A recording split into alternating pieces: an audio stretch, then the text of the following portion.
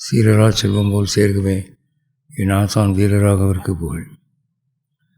அகலகில்லேன் இறையுமென்ற அலர்மேல் மங்கை உரை மார்பா, நிகரில் புகழாய் உலகம் ஒன்றுடையாய் என்னை ஆழ்வானே, நிகரில் அமரர் மணிக்கணங்கள் விரும்பும் திருவேங்கடத்தானே, புகழொன்றில்லா ஆடியேன் உன் அடிக்கீழ் அமர்ந்து புகுந்தேனே. இன்றைய உபயதாரருக்கு நன்றி கூறி, நாரத புராணத்திலிருந்து கிருஷ்ணனுடைய பெரிய பாரியாகிய ராதையை பற்றி சில செய்திகள் சொல்ல இருக்கிறேன். இன்றைக்கி 2 விஷயம் புதுசு. முதல்ல நாரத புராணங்கிறது அதிகமாக மக்கள் மத்தியில் எடுபடலை. புராணங்கள் 18. அந்த 18ல் 6 புராணங்கள் சாத்வீக புராணங்கள் என்று சான்றோர்கள் வகைப்படுத்தி இருக்கிறார்கள். பயன்பாட்டுக்கும் மேற்கோளுக்கும் அந்த 6 தான் எடுத்துக்குவாங்க. மற்ற புராணங்கள் ராஜச தாமச புராணங்கள். அதில் சில விஷயங்கள் ஏற்படுத்து. அந்த சாத்வீக புராணங்கள் கருட புராணம், நாரத புராணம், பாகவத புராணம், விஷ்ணு புராணம், பத்ம புராணம், வராக புராணம் 6. அதில் இந்த நாரத புராணம் பெயரளவிலே மட்டும் மக்கள் மத்தியிலே பிரசித்தியாக இருக்கிறது. இந்த நாரத புராணத்தை நாரதீய புராணம் என்றும் பிருகன் நாரதீய புராணம் என்றும் சொல்லுவார்கள். எல்லாம் ஒன்று தான். பேச்சு வழக்கில் நாரத புராணம்னு சொன்னாலும், நாரதீய புராணம் என்று நாரதனுடைய எழுத்து என்று சொன்னாலும், பிருகன் நாரதீய புராணம் மிகப்பெரிய நாரத புராணம் என்று சொன்னாலும் எல்லாம் ஒன்று தான்.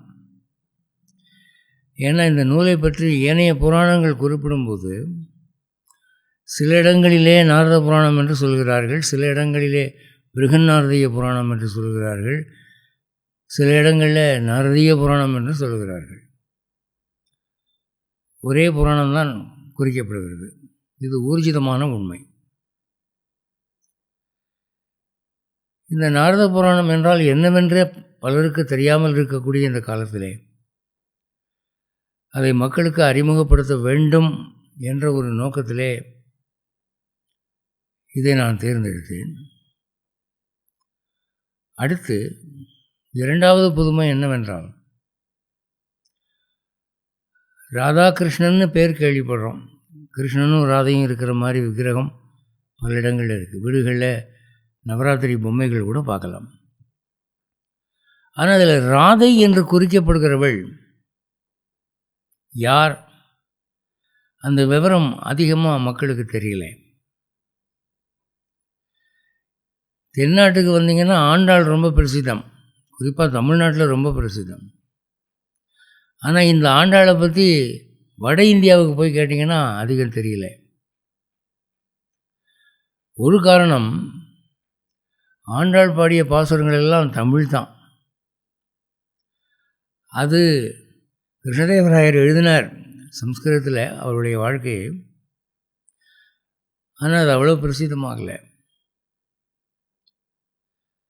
அதே போல் வட இந்தியாவில் ராதை, இங்கே ஆண்டாள் எவ்வளோ பிரசித்தமோ அது மாதிரி வட இந்தியாவில் ராதை பிரசித்தம்.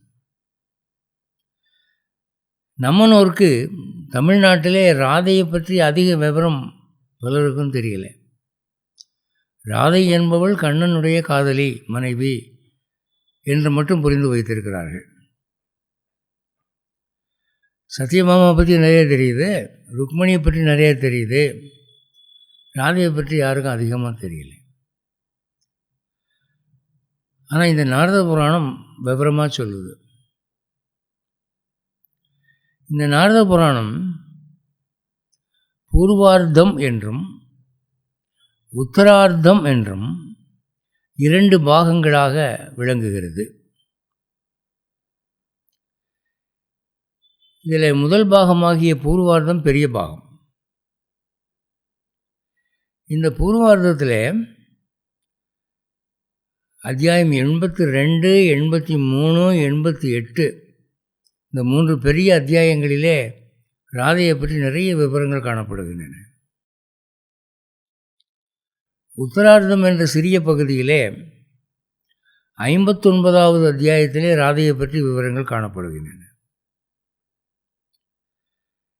இவற்றையெல்லாம் ஒன்று திரட்டி இன்று நான் உங்களுக்கு வழங்குகிறேன்.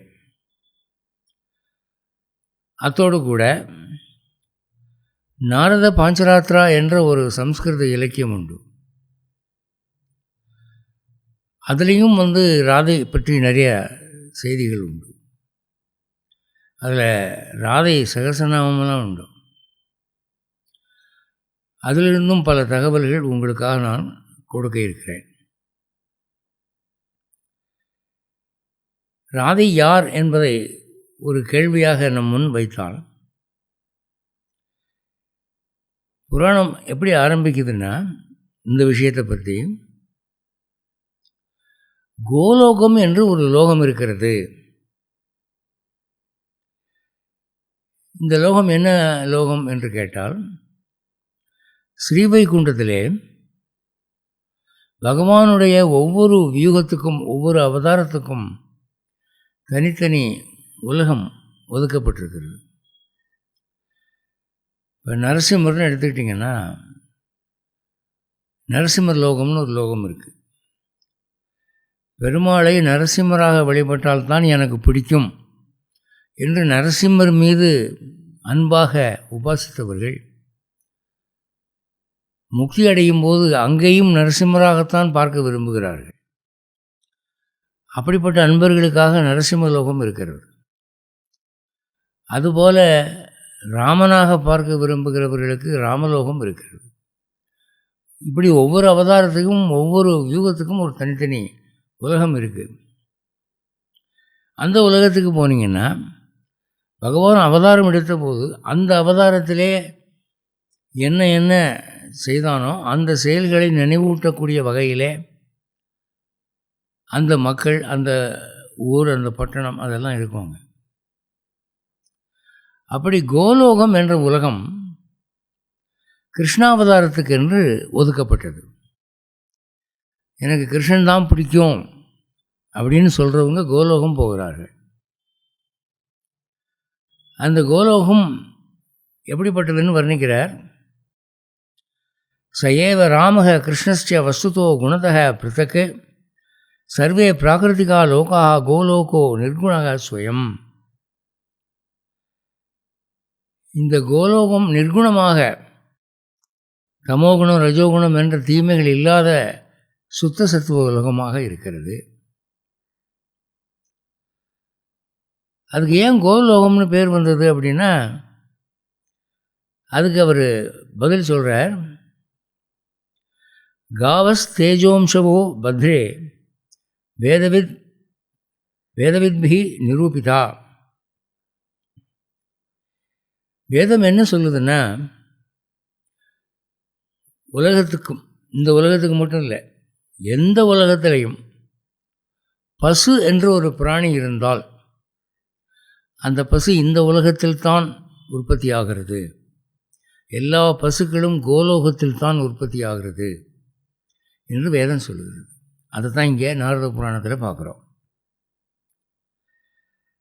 இந்த பசுவுக்கு எவ்வளோ உயர்ந்த ஸ்தானம் இந்து தர்மம் கொடுத்துருக்குன்னா, ஒரு லோகத்துக்கே கோலோகம்னு பேர். அது தெய்வத்துக்கு சமமாக மதிக்கப்படுகிறது. முன்பே நான் சொல்லியிருக்கிறேன், பசுக்கள் பிரம்மாவிடம் மதிக்கத்தக்க வஸ்துக்களில் நாங்கள் சிரேஷ்டமாக இருக்க வேண்டும் என்று வரம் பெற்றன. அதனால் தேவர்களெல்லாம் பசுவனுடைய தேகத்தில் புகுந்தனர். மகாலட்சுமியும் ஒரு இடம் பெற்றாள். அதனாலே வணங்கத்தக்க மதிக்கத்தக்க வஸ்துக்களில் பசு சிரேஷ்டம் என்று சொல்லியிருக்கிறேன். அந்த பசுக்களுக்கு இது ஒரு உலகம், கோலோகம். இங்கிருந்து தான் பசுக்கள் உற்பத்தியாகின்றன. அடுத்து இந்த கோலோகத்திலே ஏராளமாக பசுக்கள் காணப்படுகின்றன. அதாவது தெய்வ நிலை அடைந்து நற்கதி பெற்றவர்கள் கூட அங்கே பசுவின் சரீரம் எடுத்து வசிக்கிறார்கள். கோப, கோபி, பிருந்தாவன, சதசிருங்காதி இதெல்லாம் அங்கே கோபியர்களை பார்க்கலாம், கோபர்களை பார்க்கலாம், பிருந்தாவனத்தை பார்க்கலாம். கிருஷ்ணாவதாரத்தில் என்னென்ன பார்க்கலாமோ அவ்வளவும் அங்கே பார்க்கலாம். அந்த நதி முதற்கொண்டு விரஜா நதி எல்லாம் அதே மாதிரி இருக்கும். கிருஷ்ணாவதாரத்திலே காணப்பட்ட பறவைகள்லாம் கூட அங்கே இருக்குமா. அப்படி இருக்கு. தாவத் காலம் தூ கோலோகே திருஷ்ய ஏவ விபு ஸ்திதா லயே சுப்தா கவாத்யாஸ்து ந ஜானந்தி விபும் பரம். பிரளய காலத்திலே அவை ஒடுங்கினாலும் சிருஷ்டியின் காலத்திலே அவை அனைத்தும் காட்சியளிக்கின்றன. அடுத்து அவர் சொல்கிறது, அங்கே சா ராதாரதிதோ யயா, கிருஷ்ணன் இருக்கிறான். எப்படி இருக்கிறான்? சதா ராதையினால் சேவை செய்யப்பட்டு இருக்கிறான். இந்த ராதை யார் அப்படின்னு கேட்டால் இதுக்கு என்ன பதில் சொல்கிறாங்க அப்படின்னா, ராதை தான் மகாலட்சுமி. மகாலட்சுமி ஒவ்வொரு அவதாரத்திலும் ஒவ்வொரு விதமாக வருகிறாள்.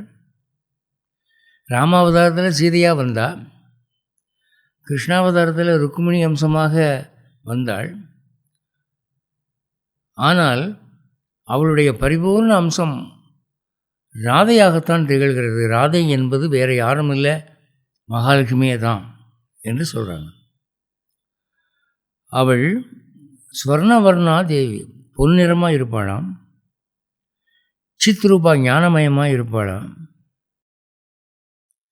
எப்படி பாலை விட்டு வெண்மை நிறம் பிரிவதில்லையோ, பூமி மண்ணை விட்டு மனம் பிரிவதில்லையோ, அதுபோல கிருஷ்ணனும் ராதையும் பிரிவதில்லை.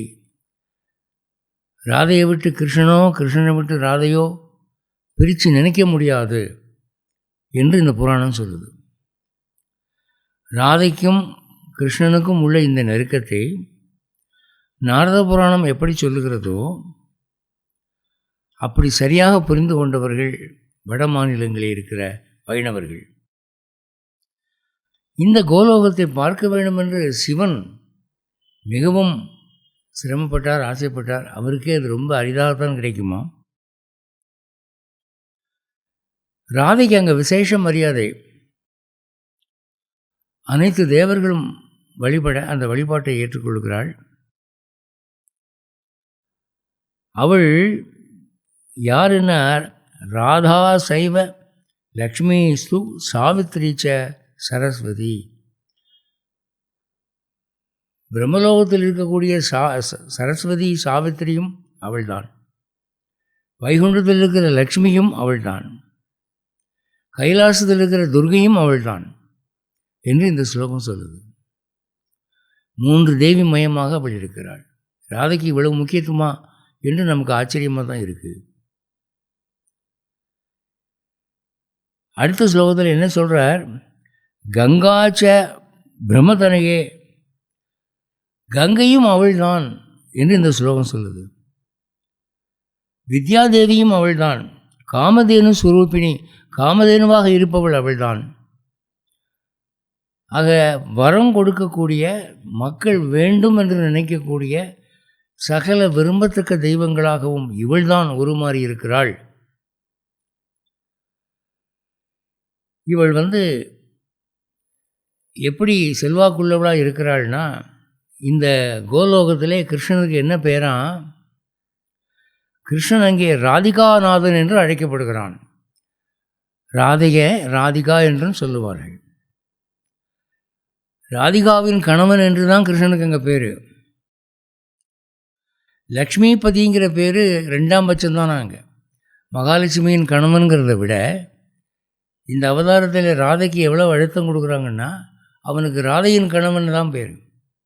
அதனால தான் நம்ம நாட்டில் ராதா கிருஷ்ணன் என்ற பெயர் வைக்கக்கூடிய பழக்கம் ஏற்பட்டது. அவள் அருளை பிரம்மா, சிவன் போன்றவர்கள் மிகவும் எதிர்பார்க்கிறார்கள். அடுத்து கிருஷ்ணனுடைய மார்பிலே இவள் ராதையாகத்தான் இருக்கிறாள். இப்போ நீங்கள் திருப்பதி பாலாஜியை பார்த்தீங்கன்னா மகாலட்சுமி தாயார் இருக்கிறார், பத்மாவதி தாயார் இருக்காருன்னு சொல்கிறாங்க.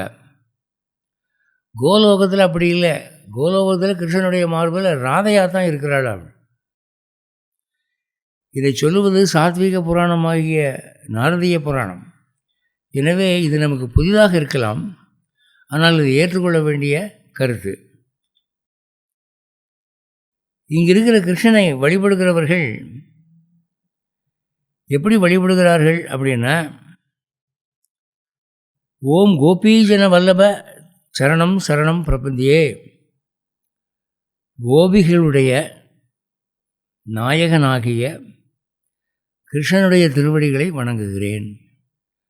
அப்படி தான் மந்திரம் அங்கே கோலோகத்தில் கோபர்களுக்கும் ஆயர்களுக்கும் கோபிகைகளுக்கும் பிரதானமான உரிமை கொடுத்துருக்காரு. இந்த ராதைக்கு அப்படி ஒரு ஸ்தானம்.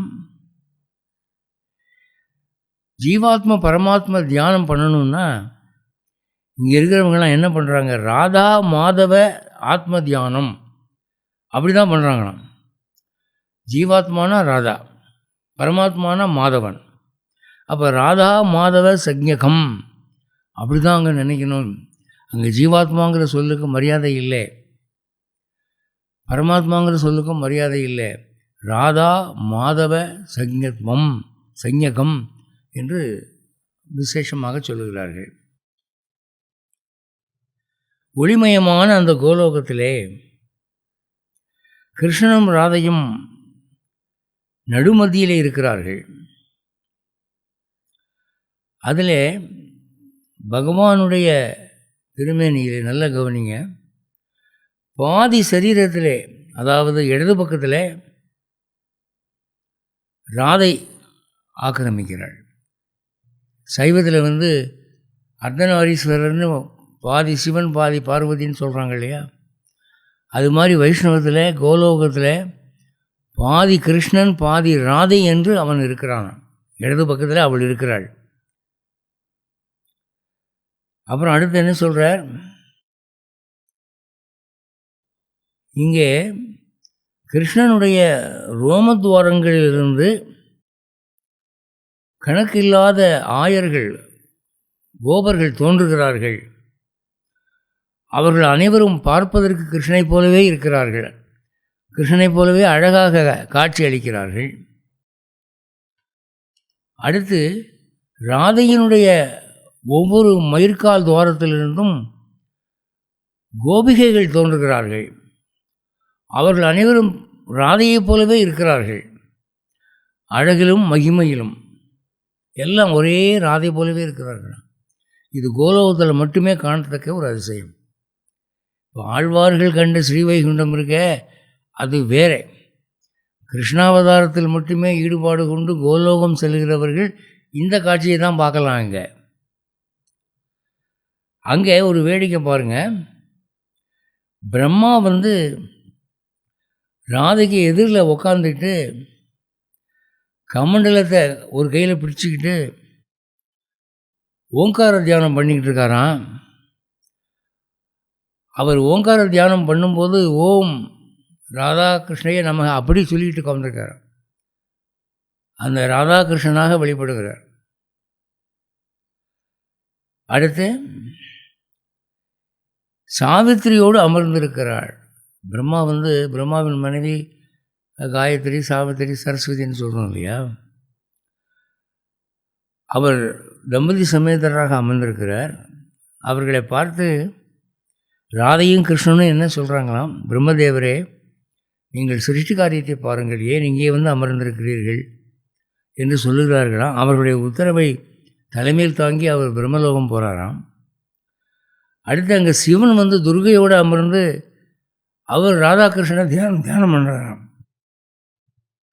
அப்போ ராதாகிருஷ்ணன் என்ன சொல்கிறாங்க, நீங்கள் கைலாயம் சென்று உங்களுடைய சம்ஹார காரியத்தை பாருங்கள் என்று சொல்கிறாங்களாம்.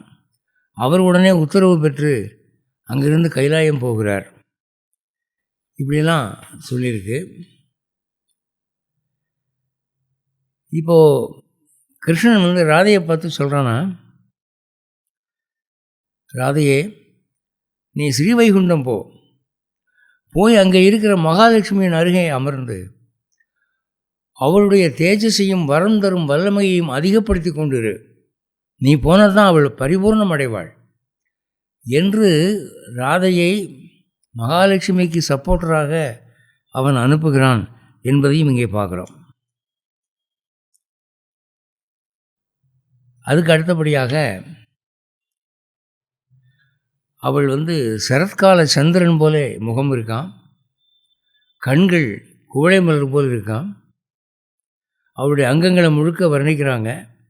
இவளை போல ஒரு அழகான பெண் என்று எந்த உலகத்திலும் பார்க்க முடியாது. இப்போ தேவலோக பெண்களில் ஊர்வசி தான் சிறந்தவள்னு சொல்லுவாங்க. அந்த ஊர்வசியுடைய அழகும் இவளுடைய அழகுக்கு முன்னே நிற்க முடியாது என்று சொல்கிறார். அங்கே இருக்கிறவங்கள்லாம் இந்த ராதையை பார்த்து அவளுடைய பல்வேறு நாமாக்களை சொல்லி வணங்குகிறார்களாம். அது காதல விழுதான். என்னென்ன நாமா சொல்கிறாங்க? ராதா, கிருஷ்ணப்பிரியா, ராசேஸ்வரி. ராசேஸ்வரின்னா ராசலீலை, கண்ணனோடு கூடி குலாவி விளையாடக்கூடிய அந்த ராசலீலைக்கு இவள் தான் அதிதேவதை. மற்ற கோபிகா ஸ்திரீகள்லாம் இவளுக்கு சபார்டினேட் தான். கணங்களுடைய அதீஸ்வரி, கோபிகண அதீஸ்வரி, நிர்குணா, குணங்களுக்கு அப்பாற்பட்டவள், மூலப்பிரகிருதி, ஈஸ்வரி, சர்வேஸ்வரி, சர்வ பூஜ்யா, அனைவராலும் வணங்கப்படுபவள், வைராஜ ஜனனி, பூர்வாதி திக் என்று அனைத்து நாமாக்களையும் சொல்லி வழிபடுகிறார்கள். ஜெகன்மாதா, விஷ்ணுமாயா, சனாதனி, கிருஷ்ணமாயா, ஆதிதேவி, கிருஷ்ண பிராணாதிக என்று பல பெயர்களை சாற்றி வழிபடுகிறார்கள். மங்களப்பிரதா, உன்னை நாங்கள் வணங்குகிறோம், எங்களை நீ ஆசீர்வாதம் செய் என்று அனைவரும் யாசிக்கிறார்கள். அவர்கள் பிரத்யேகமாக அவளுக்கென்று ஒரு மந்திரம் சொல்கிறாங்கன்னா, அந்த மந்திரம் என்ன அப்படின்னா, ஓம் ஸ்ரீம் ஹ்ரீம் க்ளீம் ஐம் கமலவாசினியை ஸ்வாஹா என்று மந்திரம் சொல்லி ஜபிக்கிறார்கள். இந்த மந்திரத்துக்கு ரிஷி வந்து பெருமாள் நாராயணன், ஜெகதி தான் சந்தஸ், மகாலட்சுமி தான் தேவதை. இது வந்து அங்கநியாசம் பண்ணி பரநியாசம் பண்ணி ஜபிக்கிறார்கள். அங்கே அந்த மந்திரத்துக்கு விசேஷ பவர் இருக்குன்றது. நீங்கள் வட மாநிலங்களுக்கு போனீங்கன்னா இந்த ராதா வழிபாடு ரொம்ப விமர்சையாக நடக்குது. தமிழ்நாட்டில் தான் ராதாவை ஒரேடியாக புறக்கணிச்சிடும். நமக்கு ராதானா யாருன்னே தெரிய மாட்டேங்குது. அடுத்து அவள் பல்வேறு ரத்தனங்களை ஆபரணங்களாக அணிந்திருக்கிறாள். 1 கோடி சந்திரன் நேரிலே தோன்றியது போல ஒளி உள்ளவளாக இருக்கிறாள். மேலே சொன்ன மந்திரத்தை 12 லட்சம் முறை ஜெபித்து யாகம் செய்கிறார்கள். விசேஷ பலனை அடைகிறார்கள் அந்த கோலோகத்தில். இந்த ராதைக்கு 2 ஆத்மார்த்தமான தோழிகள் இருக்கிறார்களாம். 2 தோழிகள், ஒருத்தி வந்து சந்திராவலி, இன்னொருத்தி வந்து லலிதா. இந்த சந்திராவதிக்கும் லலிதாவுக்கும் நிறைய தோழிகள் இருக்கிறார்களாம். 8 தோழிகள் என்று சொல்கிறார். அவர்கள் பெயர்கள் லிஸ்டெல்லாம் கூட கொடுத்துருக்கார். கலாவதி, மதுமதி, விஷாக்கா, ஷியாமலா. இந்த பெண் குழந்தைகளுக்கு பேர் வைக்கிறதுக்கு பேர் தேடுறாங்கல்ல, இந்த லிஸ்ட்லேருந்து எடுத்துக்கலாம். அவ்வளோ பேர் கொடுக்குறாரு பின்னால்.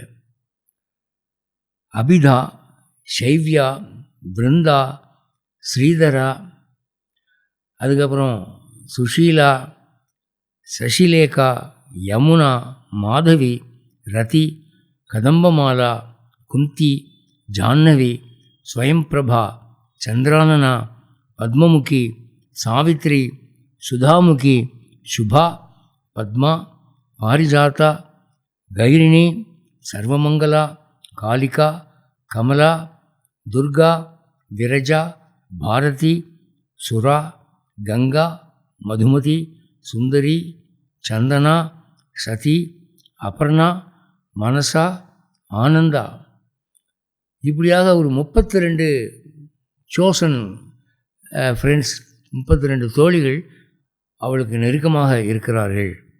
அவர்கள் சதா ராதையை சுற்றி சுற்றி சேவை செய்து கொண்டிருக்கிறார்கள் என்று நாரத புராணம் சொல்கிறது.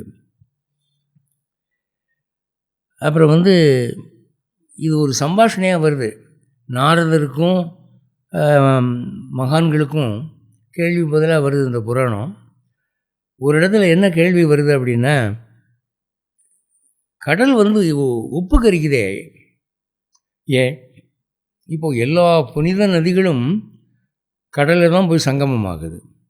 அதனால தான் சமுத்திர ஸ்நானம்ங்கிறது ரொம்ப புனிதம்னு சொல்கிறாங்க. மாசி மகத்துக்கு பார்த்திங்கன்னா எல்லா கோயில் சாமியும் அங்கே தான் ஸ்நானம் பண்ணுது. அவ்வளோ புனிதமான அந்த சமுத்திரம்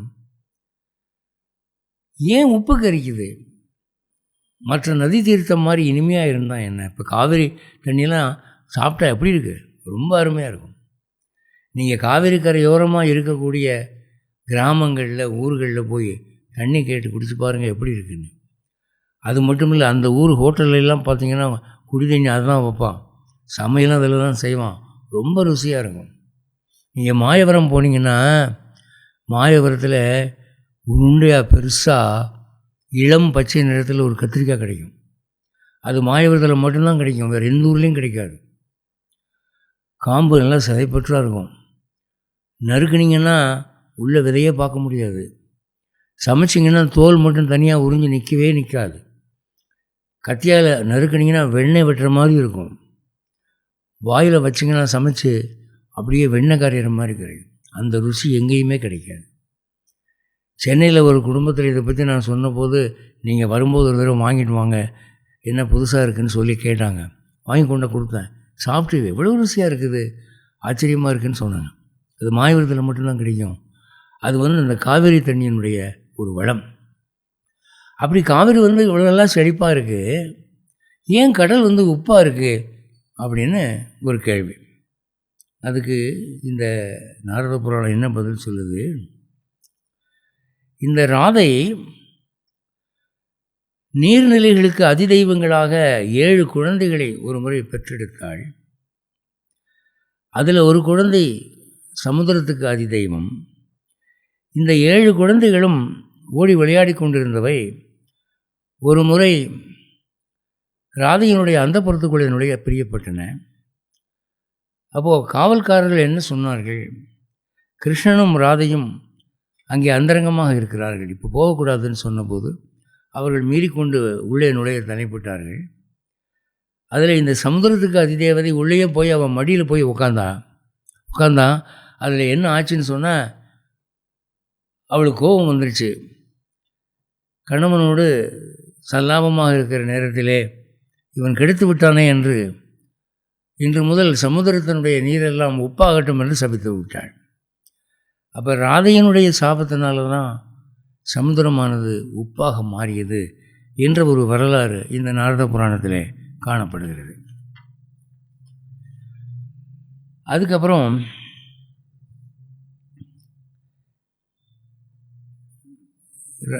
இந்த ராதை மாதவன் என்பவனை பற்றிய இரகசிய உறவுகளை விவரிக்க தலைப்படுகிறது நாரத புராணம். அது பூரம் பார்த்திங்கன்னா வேறு ஒன்றும் இல்லை, ஆத்ம ஞானம்தான். எப்படி ஜீவாத்மாவும் பரமாத்மாவும் ஒன்றோடு ஒன்று இணைந்து உள்ளன என்கிற விஷயத்தை அவர் நாயக நாயகி பாவனையில் அவர் சொல்கிறாங்க. அதுக்கப்புறம் ராதையை பற்றி தனிப்பட்ட செய்தியாக ஒன்றும் காணோம். இப்போது நான் சொன்னேன், நாரத பஞ்சராத்திரத்தில் ராதை சகஸ்ரநாமம் இருக்குது. இந்த ராதை சகஸ்ரநாமம் 1000 நாமாக்கள் ராதைக்கு இருக்குது, அதை எடுத்து சொல்லுது. இதில் வேடிக்கை என்னென்னா, மகாலட்சுமிக்கு சகஸ்ரநாமம் இருக்குது, சீதாலட்சுமிக்கு சகஸ்ரநாமம் இருக்குது. இது தவிர மற்ற தெய்வங்கள் துர்கை, சரஸ்வதி, சாவித்திரி, இவங்களுக்கெல்லாம் கூட சகஸ்ரநாமம் இருக்குது. இதெல்லாம் பெண் தெய்வங்கள் தானே.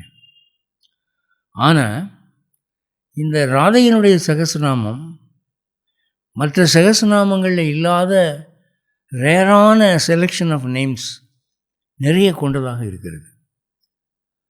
ஒரு 10-15 நான் படித்த அர்த்தம் சொல்கிறேன். ஒன்று ஸ்ரீஜி,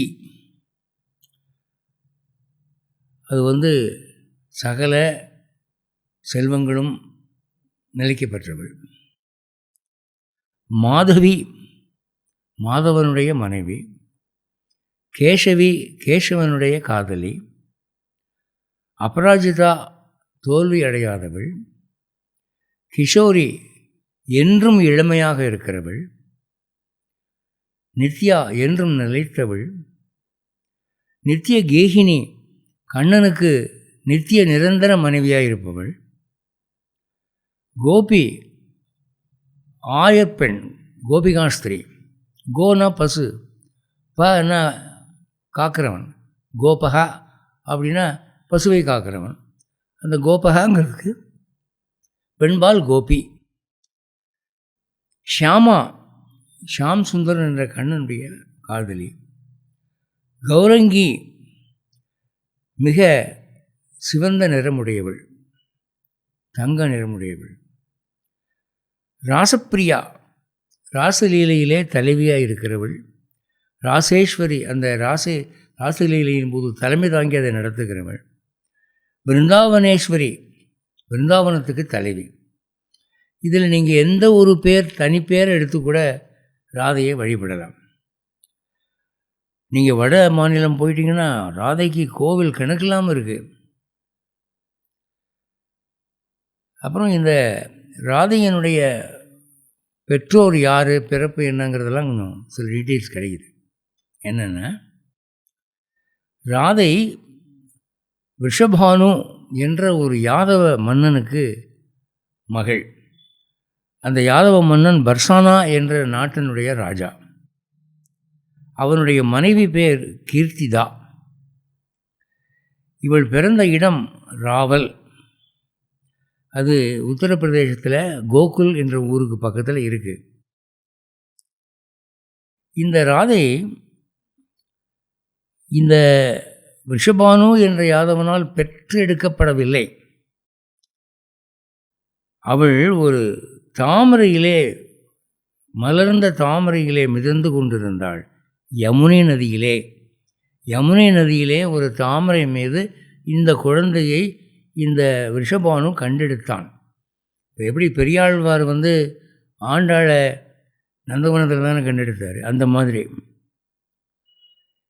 இந்த ராதை கண்ணனை விட 9 மாதம் மூத்தவள். நல்லா கவனிக்கணும். கிருஷ்ணனுடைய வயசு, இவளுடைய வயசு பார்க்குற போது டேட் ஆஃப் பர்த் 2 பேருக்குமே சொல்லியிருக்கு, 2 பேருக்குமே ஜாதகம் இருக்குது. இவள் அவனை விட 9 மாதம் மூத்தவள்.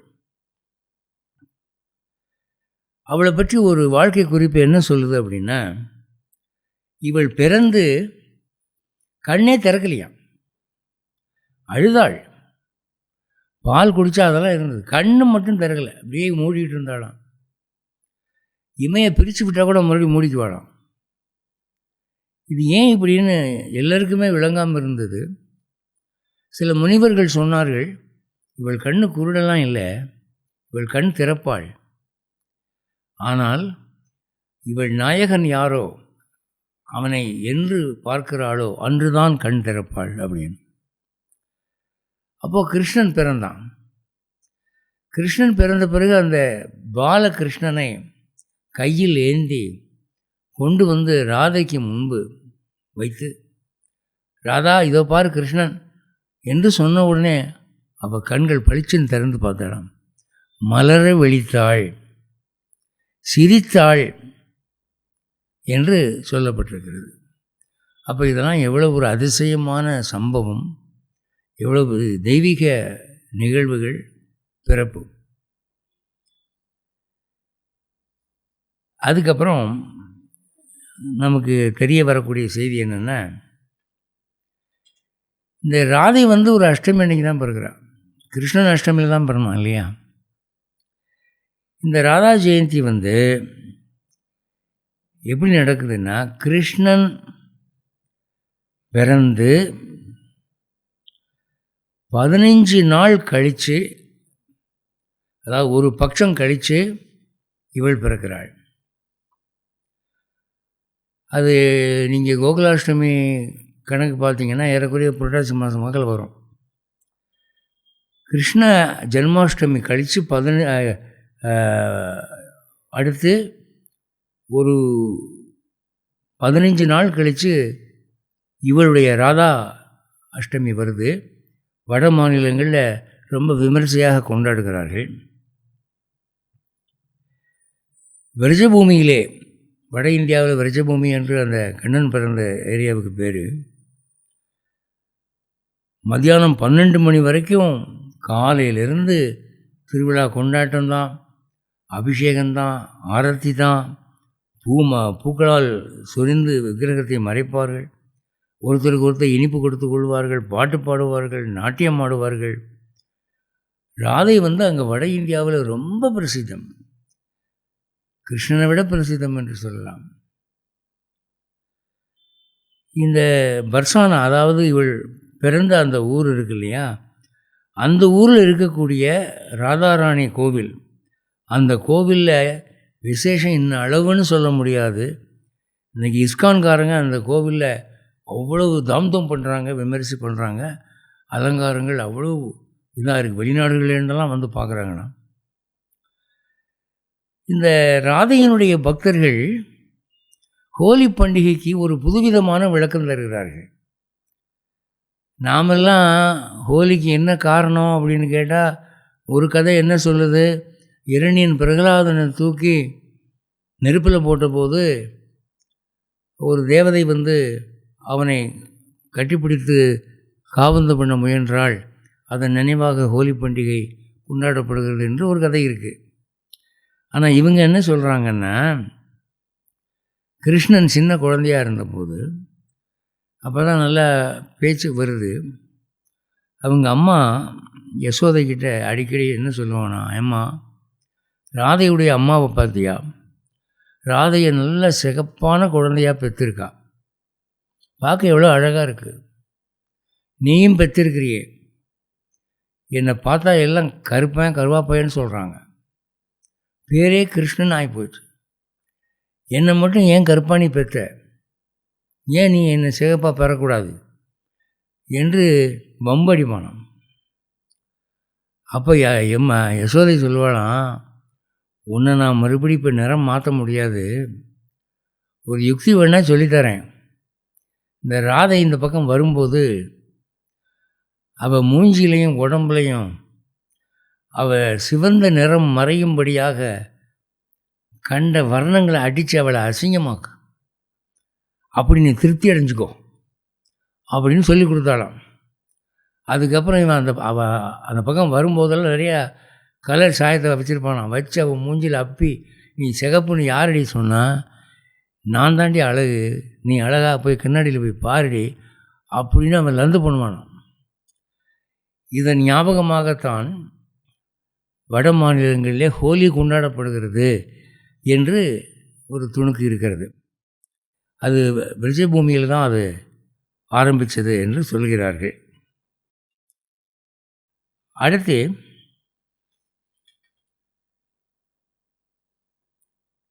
இந்த ராதையை சகல செல்வங்களின் உருவகமாக பார்க்கிறார்கள். வட இந்தியாவில் வைணவத்தில் வல்லப சம்பிரதாயம்னு ஒன்று, ஹரிதாசி சம்பிரதாயம்னு ஒன்று. இந்த ரெண்டு சம்பிரதாயத்திலையும் அவள் கடவுளுக்கு சமமாகவோ அல்லது கடவுளுக்கு மேன்மையாகவோ வணங்கப்படுகிறாள். நிம்பார்க்க சம்பிரதாயத்திலே, புஷ்டி மார்க்கத்திலே, மகானம் சம்பிரதாயத்திலே, சுவாமிநாராயண் சம்பிரதாயத்திலே, வைஷ்ணவ சகஜீவ சம்பிரதாயத்திலே, மணிப்புரி வைஷ்ணவத்திலே, கௌடிய வைஷ்ணவ சம்பிரதாயத்திலே, சைத்தன்ய சம்பிரதாயத்திலே அவள் கண்ணனுடைய மனைவி என்ற அளவில்தான் மதிக்கப்படுகிறாள். அவளை கடவுள்னு யாரும் சொல்கிறதில்லை. ஆனால் வல்லப சம்பிரதாயத்திலையும் ஹரிதாசி சம்பிரதாயத்திலையும் அவள் கடவுள் என்று அழைக்கப்படுகிறாள். இப்போ சாக்த மதத்தில் பார்வதி தாங்க சிவனை படைச்சாள்னு சொல்கிறாங்கல்ல, அந்த மாதிரி அது ஒரு சக்தி வைணவ சக்தி வழிபாடு இது. அப்படி இருக்குது வட இந்தியாவில். அப்படி கோயில் நிறைய இருக்குது, நிறைய பெண் பக்தர்கள் இருக்கிறார்கள். இந்த ராதையை விரஜையில் இருந்த எல்லா கோபிகா ஸ்திரீகளுக்கும் தலைவியாக இலக்கியங்கள் சொல்லுகின்றன. இவ பேச்சை கேட்டு தான் எல்லா கோபிகா ஸ்திரீகளும் நடந்து கொண்டார்கள். இவள் கண்ணனோட பேசுங்கன்னு சொன்னால் பேசுவாங்க, பேசாதீங்கன்னு சொன்னால் பேச மாட்டாங்க. அப்படி இருந்தாலும் அவ்வளவு செல்வாக்கு அவளுக்கு இருந்தது. சம்ஸ்கிருதத்திலே ராதா என்ற சொல்லுக்கு என்ன பொருள் இருக்குதுன்னா, செழிப்பு, வெற்றி, வளம், செல்வம், இத்தனை அர்த்தம் சம்ஸ்கிருதத்தில் இந்த வார்த்தைக்கு இருக்குது. அப்படிப்பட்ட ஒரு பேரை தான் ராதாவுக்கு அவங்க அப்பா வச்சார். இந்த ராதைக்கு இந்த பேர் வைக்கப்பட்ட பிறகு தான் இது ஒரு மனுஷனுடைய பேர்னு அர்த்தமாச்சு. அது வரைக்கும் ராதான்னு சொன்னால் செல்வம்னு அர்த்தம், பணம்னு அர்த்தம். அவன் பெரிய ராதாவாக இருந்தான் அப்படின்னா பெரிய பணக்காரனாக இருந்தான்னு அர்த்தம். இவளுக்கு அதை பேராக வச்ச பிறகு தான் அதனுடைய யூஸே மாறி போச்சு. அப்புறம் வட மாநிலங்களில், அதாவது மகாராஷ்டிரா, கர்நாடகாவிலலாம் அவ்வளோ இல்லை, மகாராஷ்டிரா வரைக்கும் இருக்குது, ஒரிசாவில் இருக்குது. என்னென்னா ஒருத்தர் சந்திக்கிற போது நாம் குட் மார்னிங் சொல்கிறோம் இல்லையா, அது மாதிரி என்ன சொல்லிக்குவாங்கன்னா ராதே ராதே அப்படிம்பாங்க. இப்போ நான் ஒருத்தரை சந்தித்தா ராதே ராதே அப்படின்னு, அவர் திரும்ப ராதே ராதே அப்படின்னு சொல்லுவார். அல்லது ஜெய் ஸ்ரீ ராதே அப்படின்னு சொல்லணும். ஒருத்தரை கூப்பிடணும்னா சார் அப்படிலாம் கூப்பிடுறதில்ல, ஜெய் ஸ்ரீ ராதே அப்படின்னா அவர் திரும்பி பார்ப்பார். அப்புறம் ராதேஷ்யாம், இவர் ராதே ராதேன்னு சொன்னால் அவர் திரும்ப ராதேஷ்யாம் அப்படின்னு சொல்லுவார். இந்த ராதைக்கு அவ்வளோ மரியாதை. ரிக்ஷாக்காரங்க இருக்காங்களே, அவங்க ஓட்டிகிட்டு போகும்போது ரோட்டில் குறுக்க யாராவது வந்துட்டாங்கன்னா ரிக்ஷாவுக்கு மணி அடிக்க மாட்டாங்க, வழி விடுங்கன்னு சொல்ல மாட்டாங்க. அதுக்கு பதிலாக ராதே கிருஷ்ணா ராதே கிருஷ்ணா அப்படின்னு சத்தமாக சொல்லுவாங்க. உடனே அவங்க ஒதுங்கி வழி விடணும். அப்படி அந்த ராதை என்ற சொல்லுக்கு அவ்வளோ மரியாதை. இங்கே தமிழ்நாட்டில் அப்படி எங்கேயுமே நீங்கள் பார்க்க முடியாது. அப்புறம் கிருஷ்ணனுடைய விக்கிரகம் எங்கெல்லாம் இருக்கோ வட மாநிலங்களில், எங்கெல்லாம் கோவில் இருக்கோ, எங்கெல்லாம் பூஜை அறை இருக்கோ, நவராத்திரி கொலுவில் கூட கிருஷ்ணன் பக்கத்தில் ருக்மணி இருக்க மாட்டா, ராதை தான் இருப்பான். அவ்வளோ முக்கியத்துவம் அவளுக்கு அங்கே. அப்புறம் பூரி ஜெகநாதன், ஒரிசாவில் பூரி ஜெகநாதன் பக்கத்தில் ராதைக்கு விசேஷ அலங்காரம், அந்த ஊரில் நல்ல மரியாதை. அதுக்கப்புறம்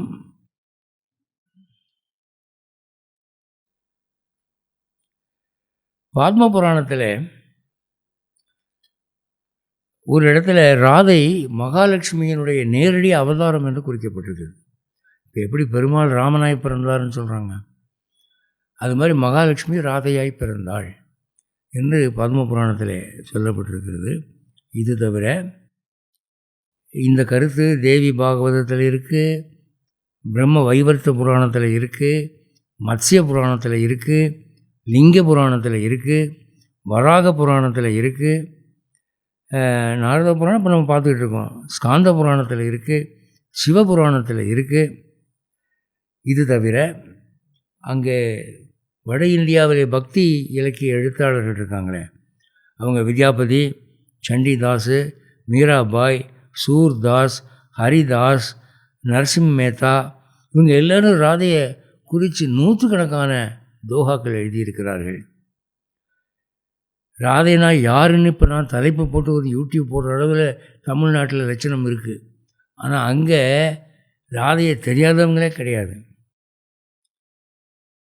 அடுத்து ராதா தந்திரம் என்ற ஒரு நூல், அதில் ராதையினுடைய விசேஷமான மகிமைகள், யோக மார்க்கத்தில் ராதையை எப்படி வழிபடுறது என்றெல்லாம் கூட கருத்துக்கள் காணப்படுகின்றன என்று சொல்கிறாங்க.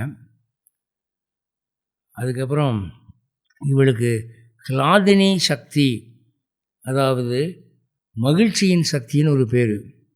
இப்போது பிரகலாதன் ஒருத்தர் இருக்கான் இல்லையா, ஹிரண்யனுடைய மகன், அவனுக்கு ஏன் அப்படி பிரகலாதன்னு பேர் வந்ததுன்னா, ஹ்லாதன மகிழ்ச்சின்னு அர்த்தம். பிரஹ்லாதன மிகுந்த மகிழ்ச்சியோடு வாழ்கிறவன் அர்த்தம். அதான் பிரகலாதன்னு பேர் வச்சாங்க. இவளுக்கு ஹ்லாதினி சக்தி என்று ஒரு பெயர் ரொம்ப பிரசித்தமாக அங்கே இருக்குது. அடுத்தாப்புல நீங்கள் தென்னிந்தியாவில் பார்க்க முடியாத ஒரு விஷயம், பொம்மை விற்கக்கூடிய கடைகளிலும் கலைப்பொருட்கள் இருக்கக்கூடிய கடைகளிலும் சிற்பங்கள் விற்கப்படும் கடைகளிலும் பாதி கிருஷ்ணன் பாதி ராதை என்ற அர்த்தநாரி விக்கிரகம் சர்வசாதாரணமாக காணலாம். இங்கே தெற்கே இருந்து போகிறவனுக்கு ஆச்சரியமாக இருக்கும். ஏன்னா அர்த்தநாரீஸ்வரர் சிவன் தான் பாதி உடம்பு பார்வதிக்கு கொடுத்தாருன்னு கதை. இங்கே கிருஷ்ணன் பாதி உடம்பை ராதைக்கு கொடுத்தான் என்று அந்த மாதிரி பிரசித்தம். அதுக்குன்னு தனி மந்திரங்கள் ஸ்லோகங்கள்லாம் இருக்குது. அங்கே தூ வாமே ரிஷபானுஜம் முதா அப்படி ஆரம்பிக்குது. ஒரு பெரிய ஸ்தோத்திரமே ஆரம்பிக்குது, அவளுக்கு வணக்கம் அப்படின்னு. ஜெயதேவர் கீத கோவிந்தம்னு ஒரு புஸ்தகம் எழுதினார். அந்த கீத கோவிந்தத்தில் இந்த ராதைக்கு அவர் அவ்வளோ முக்கியத்துவம் கொடுக்குறார். அவர் அத்தியாயங்களில் விசேஷமான ஸ்லோகங்கள்லாம் எழுதியிருக்கார். வட இந்தியாவில் ராதைக்கு ஒரு காயத்ரி மந்திரமே சொல்கிறாங்க. அது என்ன காயத்ரின்னா, ஓம் ரிஷபானுஜாயை வித்மகே கிருஷ்ணப்பிரியாயை தீமகி தன்னோ ராதா பிரச்சோதயாத் என்று இதை ஒரு ராதா காயத்ரி மகாமந்திரம் என்று இதை உபதேசிக்கிற குருக்கள், இதை உபாசிக்கிற சிஷ்யர்கள் என்று ஒரு கூட்டமே அங்கே இருக்குது. அடுத்து ஒரிய நடனம், வட இந்தியாவில் இருக்கிற பல்வேறு நடனங்களில் இந்த ராதையனுடைய வாழ்க்கை வரலாறு சித்தரிக்கப்படுகிறது. இதை பார்த்துட்டு கேரளாவில் இருக்கக்கூடிய கதகளின்னு உங்களுக்கு தெரியும். இந்த முகத்தில் பெருசாக முகமூடியெல்லாம் போட்டுட்டு அலங்காரமாக ஆடுவாங்க. அதுக்கு அர்த்தம் வேறு ஒன்றும் இல்லை. கதை என்றால் ஸ்டோரி, களின்னா விளையாட்டு, மகிழ்ச்சி. கதையை மகிழ்ச்சியான ஆடல் மூலமாக பாடல் மூலமாக விளக்குகிறது புராண கதையை. அதுதான் கதகளி. அந்த கதகளியில் இவர் ராதையின் வாழ்க்கை வரலாறு, ராதை கிருஷ்ண மேலே கொண்ட பக்தி, அதையெல்லாம் சித்தரிக்கக்கூடிய அபிநயங்கள், பாடல்கள் வந்துருச்சு. கேரளா வரைக்கும் அது வந்திருக்கு. அதை ரொம்ப விசேஷமாக அவர் குறிப்பிடுகிறார். அதுக்கப்புறம் மணிப்புரி ராசலீலா அப்படின்னு ஒரு டான்ஸுங்க. அது பாக்யச்சந்திரா என்ற ஒரு அரசன் 1779 ஆண்டு நுழைத்தான். அவன் ஒரிய நடனம் மற்றும் பரதநாட்டியம் முதலியவற்றை கலந்து இவள் ராதையனுடைய வாழ்க்கை வரலாற்றை மணிப்புரி ராசலீலா என்று ஒரு கதையாக எழுதினான். அது இன்றளவும் ரொம்ப ஃபேமஸாக இருக்கான். அதை கார்த்திகை பௌர்ணமி, சரத் பௌர்ணமி அன்றைக்கி ரொம்ப விசேஷமாக அரங்கேற்றுவார்கள் என்று நாம் பார்க்குறோம். அதுக்கப்புறம் இந்த கோவில்கள் தமிழ்நாட்டில் எனக்கு ஒன்றும் பிரசித்தமாக கோவில் இருக்கிறதாக தெரியல. ஆனால் சென்னையில் இஸ்கான்காரங்க ராதைக்கு ஒரு கோவில் கட்டியிருக்கிறாங்க. மற்றபடி எல்லா மாநிலங்கள்லேயும் இந்த ராதைக்கு கோயில் இருக்குது. ஜெய்ப்பூரில் ஸ்ரீ ராதா கோவிந்த தேவ்ஜி கோவில், அடுத்து நகாரில் முரளிதர கிருஷ்ண கோயில், அடுத்து இம்பாலில் ஸ்ரீ கோவிந்தஜி டெம்பிள், அடுத்து கரௌலியில் மதன் மோகன கோவில், அடுத்து நாதியாவில் மாயாபுர சந்திரோதய மந்திர் கோயில், அதுக்கப்புறம் கஹாதாவில் சுவாமிநாராயணன் கோவில், அடுத்து வட்டாலில் சுவாமிநாராயண் கோவில். இங்கெல்லாம் ராதைக்கு விசேஷமாக சன்னதியும் பூஜையும் இருக்குது. பெங்களூரில் இருக்கிற இஸ்கான் கோவிலில் ராதைக்கு சிறப்பு மரியாதைகளும் சன்னதிகளும் இருக்குது. அதே மாதிரி ஜுனாகாத்தில் ராதைக்கு தனியாக ராதா தாமோதர கோயில் இருக்குது. அதுபோல் பாட்னாவில் இஸ்கான் கோயில் இருக்குது. பரோவா காங்க்ராவில் பரோவா என்ற கோயில் இருக்குது. ஹைதராபாத்தில் இருக்கக்கூடிய ஹரே கிருஷ்ணா கோல்டன் டெம்பிளில் ராதைக்கு சன்னதி இருக்குது. விஷ்ணுபூரில் கோவில் இருக்குது, சன்னதி இருக்குது என்று இப்படி அவர்கள் கொடுத்திருக்கிறார்கள். இந்த ராதையை பற்றி என்னென்ன இலக்கியம் அவைலபிள்னு பார்க்க போனால் என்ன ஒரு 10 இருக்கும் அல்லது 20 இருக்கும் அல்லது 100 இருக்கும் அப்படின்னு நினச்சி பார்த்தா பிப்ளியோகிராஃபி பார்த்திங்கன்னா ஆயிரக்கணக்கில் இருக்குது ராதை மேலே ரிசர்ச் புக்ஸ். வெள்ளைக்காரன் நிறைய பேர் பண்ணியிருக்கான். ராதா பக்தி அப்படின்னு போட்டு அதில் ஏகப்பட்ட ரிசர்ச்சு, பிஹெச்டிஸு, அதுக்கு ஸ்லோகங்கள், அதுக்கு தோகாக்கள், அதையெல்லாம் கோட் பண்ணி நாயக நாயகி பாவனைக்கு இவள் முக்கியமான ஒரு கதாபாத்திரமாக கருதப்பட்டிருக்கிறாள். இதில் ஒரு ஆச்சரியம் என்ன, தமிழ்நாட்டில் ஏறக்குறைய நாம் இருட்டில் இருக்கிறோம். இந்த ராதை என்ற ஒரு விஷயத்திலே நாம் இருட்டில் இருக்கிறோம். நமக்கு தெரிஞ்ச ராதை என்னென்னா சில பேருக்கு, அதுவும் தமிழர்கள் குடும்பங்களில் வைக்கிறது இல்லை, ராதாகிருஷ்ணன் என்று ஒரு பெயர் அங்கங்கே அடிபடுது. நம்முடைய முன்னாள் ஜனாதிபதி ராதாகிருஷ்ணன், அவர் சர்வபலி, அவர் தமிழ் தாய்மொழியில் அவருக்கு, ஆனால் தமிழ்நாட்டில் சென்னையில் அவர் பிறந்து வளர்ந்தவர். அவருக்கு ராதாகிருஷ்ணன் பேர்.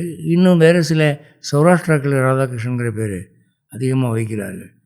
சாதாரணமாக தமிழர்கள் மத்தியிலே ராதை அவ்வளவு புகழ் பெறவில்லை. நான் எதுக்கு அதை இவ்வளோ தூரம் சிறப்பாக எடுத்து சொல்கிறேன் அப்படின்னா, வைணவத்திலே புருஷகாரம் என்று ஒன்று இருக்கிறது. அது என்னென்னா, பகவான் எல்லா ஜீவர்கள் மீதும் கோபமாக இருக்கிறான். வைணவம் தான் சொல்லுது. இன்றைக்கி உலகத்தில் ஊனமுற்றோர்கள் எத்தனை பேர் பார்க்குறோம், ஏழைகள் எத்தனை பேர் பார்க்குறோம், கருட புராணத்தில் நரகங்கள்னு எத்தனை உலகம் பார்க்குறோம். இங்கே எல்லாமே துன்பம் தானே இருக்குது. காரணம் என்ன?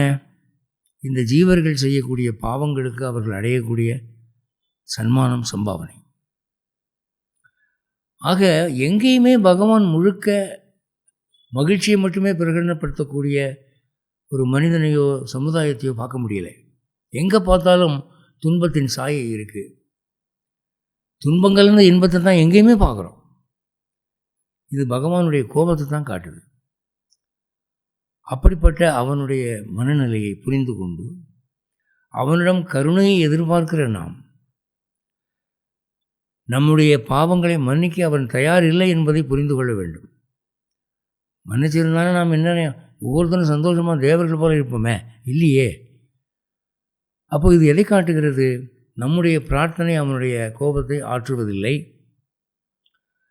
ஆழ்வார்கள், ஆச்சாரியர்கள் மூலமாக கேட்டு பார்த்தோம், அதுவும் ஒரு அளவுக்கு தான், அதுக்கு மேலே போக மாட்டேங்குது. அப்போ நமக்காக சிபாரிசு செய்து அவன் மனத்தை குளிர்விக்க வேண்டிய நிலையில் இருக்கிறவர்களுடைய தயவு தேவைப்படுகிறது. அப்படி பார்க்குற போது தமிழ் இலக்கியத்தில் ஏற்கனவே ஆண்டாள், ஸ்ரீதேவி, பூதேவி இவங்கள்லாம் இருக்கிறாங்க. ஆண்கள் ஆச்சாரியர்கள் இருக்கிறார்கள். ஆனால் கருணையிலே, இரக்கத்திலே பெண் உள்ளம் இன்னும் அதிகம் நீர்மையானது. அப்போ நமக்காக பகவானை மன்றாடக்கூடிய பெண் உள்ளங்கள் நமக்கு ரொம்ப அதிகம் தேவையாக இருக்கிறது. அப்போது இந்த ராதை என்பவள் ஒரு அரிய பொக்கிஷம். அதனால் இந்த ராதையை பற்றி தெரிந்து கொண்டு அந்த ராதையினுடைய கருணையை பெறுவதற்கு சுலபமான வழியான இந்த ராதாகிருஷ்ண வழிபாடு, இந்த ராதையை பற்றிய அறிவை பரப்புதல், இந்த ராதாஷ்டமி நாள்களில் ராதைக்கு பூஜை, அதை திருவிழாவாக கொண்டாடுறது. இப்போ நாம் எப்படி நவராத்திரியை பாப்பலராக கொண்டாடுறோம், தீபாவளியை எப்படி கொண்டாடுறோம், கிருஷ்ண ஜெயந்தியை எப்படி கொண்டாடுறோம். கிருஷ்ண ஜெயந்தியை கொண்டாடணும்னு நமக்கு அக்கறை இருக்குது. ஆனால் அவனுக்கு உயிருக்கு உயிரான ராதையுடைய ஜெயந்தியை யாருமே நினச்சி பார்க்குறது. நீங்கள் வட மாநிலங்களில் என்ன சொல்கிறாங்க, கிருஷ்ண ஜெயந்தியை விட ராதா ஜெயந்தி தான் ரொம்ப விமர்சைங்க. புத்தாடை உடுத்துவதும், பட்டாசு வெடிப்பதும், வீட்டுக்கு வீடு இனிப்புகள் பரிமாறுவதும், அன்றைய தினம் ஒருவரை ஒருவர் பார்க்குற போது ராதே ராதே ராதே ராதே என்று மலர்ச்சியாக அன்பை பகிர்ந்து கொள்வதும் மிக பிரசித்தமாக இருக்கிறது. அது ஏன் தமிழ்நாட்டுக்கு வரக்கூடாது? அது வர்றதுனால எந்த பாதிப்பும் இருக்கிறதா நான் நினைக்கல. நன்மை தான் உண்டு. வைஷ்ணவ கண்ணோட்டத்தில் பார்த்தாலும் நன்மை தான் உண்டு. இது ஏதோ ஒரு குறிப்பிட்ட இனத்தைச் சேர்ந்தவருடைய வழிபாடு இல்லை என்பதை நாம் நாரத புராணத்தில் பார்க்கிறோம். நாரத புராணம் வட இந்தியாவுக்குன்னு ஏற்பட்டதா? இல்லை. நாரத புராணம் எல்லோருக்கும் ஏற்பட்டது தான். சாத்விக புராணங்கள் 6 நாரத புராணம் 1. அதில் நாரதர் எவ்வளவு அழுத்தமாக இந்த ராதைக்கு முக்கியத்துவம் கொடுத்துருக்கிறார். அதை நாம் ஏற்றுக்கொண்டு இந்த ராதா வழிபாடு என்பதை நாம் வைணவத்திலே நுழைத்து கொள்ள வேண்டும் என்று நான் நினைக்கிறேன். நம்ம நன்மைக்காக தான் சொல்கிறேன். இப்போ மகாலட்சுமியை பார்த்து அம்மா எங்களுக்காக ஒரு வார்த்தை சொல்லு. இப்போ ஆண்டாளே திருப்பாவையில் என்ன சொல்கிறா? மற்ற கோபிகா ஸ்திரீகளை பார்த்து எல்லாரும் கிருஷ்ணன்கிட்ட கேளுங்க, பலராமனை எழுப்புங்க, நீங்கள் கிருஷ்ணனை சொல்லு என்று அங்கே இருக்கிற வாயில் காப்போன்னு முதற்கொண்டு அவன் தெய்வம் நமக்கு வேணும்னு ஆண்டாள் பாடியிருக்கிறான். அப்படி இருக்கிற போது ஒருவருடைய சிபாரிசு இல்லாமல் பகவத் சன்னதியிலே நாம் வரம் பெறுவது என்பது முயல் கொம்பாக இருக்கிறது. எனவே நமக்கு புருஷகாரம் செய்யக்கூடிய ஒரு பிராட்டியாக, அவளும் மகாலட்சுமியுடைய அவதாரம் தானே. நம்ம வீட்டில் குழந்தைகளுக்கு ராதாகிருஷ்ணன் பேர் வைக்கலாம், பெண் குழந்தைகளுக்கு ராதான்னு பேர் வைக்கலாம், ராதிகான்னு பேர் வைக்கலாம். அந்த வழக்கமெல்லாம் ரொம்ப மறைஞ்சிக்கிட்டு வருது, வருந்தத்தக்க விஷயம். அந்த ஒரு காரணத்துக்காகவே இந்த தலைப்பை நான் தேர்ந்தெடுத்து இவ்வளவு கஷ்டப்பட்டு ராதையை பற்றிய விவரங்கள் எல்லாம் சேகரித்து கொடுத்திருக்கிறேன். இதை உங்களுடைய அன்பர்களுக்கும் தெரிந்து கொள்ளும்படி பரப்ப வேண்டும் என்று கேட்டுக்கொண்டு விடைபெறுகிறேன். ஜெய ஸ்ரீமன் நாராயணன்.